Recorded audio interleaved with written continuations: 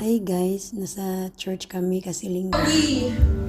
Yan, pauwi na kami niyan. Pupunta kami ng Butters and Wilson sa Sampaguita Restaurant para bumili ng lunch namin dahil wala na kaming time magluto. Yan ang binili ng asawa ko, yung lechon. Dahil nag-crave yung binata namin ng pig skin. Balat pala ng lechon yun. Pig skin, masarap daw. Tagal na niyang hinahanap yan. Tapos, kanin. Sa Sampaguita Restaurant, napakasarap talaga ng pagkain dyan. Kaya tuwing Sunday, dan talaga kami dumadaan para di na kami magluto. Yan, hipon yan at pork sa pinakbit nila. Sarap-sarap niyan. Nirehit ko yung mga yan. Tapos yan yung pork na hindi ko alam anong tawag dyan.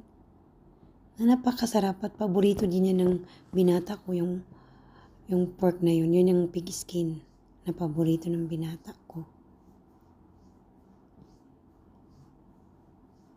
Pagdating na yan yung pork. Ang sarap talaga niyan. Pag ang anak mo talaga ang mag-request ng pagkain, di mo na inintindi yung mahal ba sa kumain lang.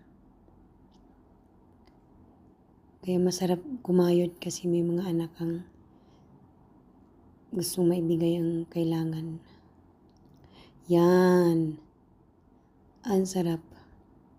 Kaya pag pumunta kayo sa Canada, doon kayo kumain sa Sampaguita, ang sarap-sarap. Di kayo magsisisi. Ang sarap talaga sa Sampaguita Restaurant. Diyan sa Butters and Wilson.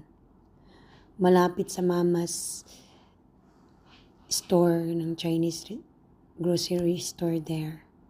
Yan yung ulam namin. Pig skin, yung sauce, yung pinakbit, at saka yung pork.